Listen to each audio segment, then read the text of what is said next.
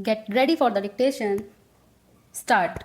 Madam Deputy Chairman, from the speeches which the Honorable Minister for Planning made in this House and in the other House, and from a perusal of the note which has been circulated to us regarding the progress that has been made in the 10th 5-year plan and the various statements of the government and the planning commission, I have a feeling that the government of India is trying to assuage the feeling of dissatisfaction in the country through promises of bright future, promises of better efforts, and general promise that everything is going to turn out all right and that there need not be any fear or anxiety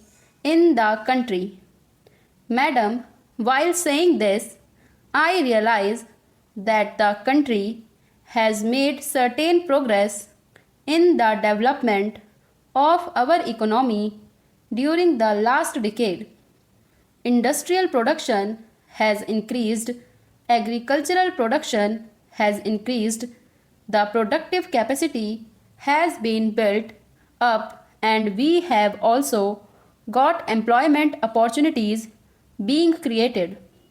Above all, we have gained valuable experience in the development of our economy, especially in planning, and these are all to the credit side of the plan. Unfortunately, madam, the price that we have paid for this progress is rather heavy.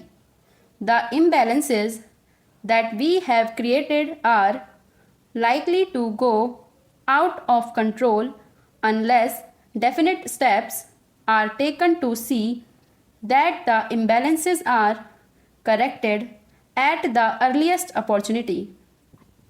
The problem of the distribution of income that is generated as a result of the development efforts in the country is perennial question and comes up again and again in one form or the other before this house, and though I realize that no definite opinion is possible unless we have got some authoritative data and analysis on the subject, there is clear indication of the fact that if not economic wealth, at least economic power is being concentrated in fewer and fewer hands. As long as economic power is concentrated in such few hands, it will not be possible for us to develop in the matter in which we like, whatever may be our regulatory and control apparatus, whatever may be our policy, whatever may be the objectives that we place before the country. Similarly, the imbalance between the rural and the urban sector is also increasing. I do not know whether is the rural areas some income has been pumped in as a result of our planned development. It is possible that the well-to-do peasants, the richer peasants, might have benefited as a result of our economic development, but as far as the rural area as a whole is concerned, the disparity and imbalance is definitely growing, and that is also a matter of concern.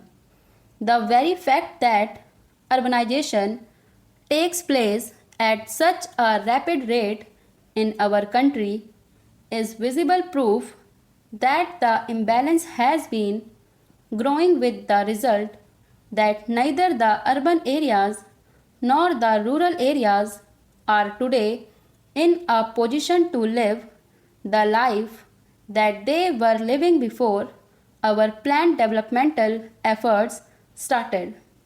Now there is over congestion in the urban areas. The civic amenities are all on the point of breaking down, and they continuously break down with the slightest accident here or there.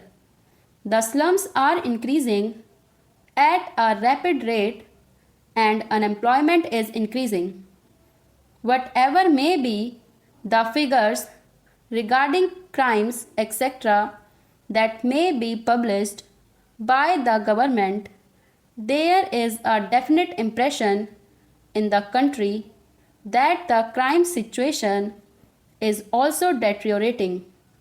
That is because of the congestion in the urban areas, because of the difficulties due to lack of resources.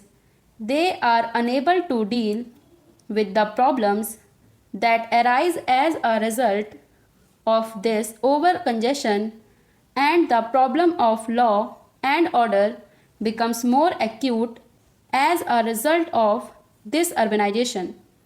Thirdly, the question of unemployment has also taken a rather serious turn, and when the government spokesman addresses homilies to others regarding the agitation against high prices and higher taxes, they completely forget that year by year one earner has to support more and more people, and we have got the authority of no less a person than the planning minister himself to say that the real income of the earner, at least in the lower income groups, has not risen, and in spite of that, that earner has to support a larger and larger number of dependents.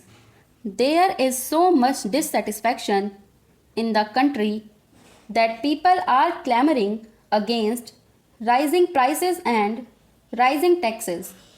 The planning minister has given us a frank picture regarding what has happened in the first year of the 10th plan period, and we are grateful to him for this frank picture.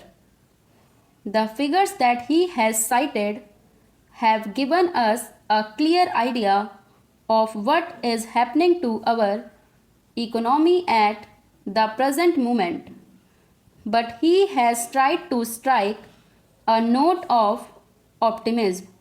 He has tried to explain the reasons that are responsible for this state of affairs, and he has also indicated that the Planning Commission is conscious of all these drawbacks.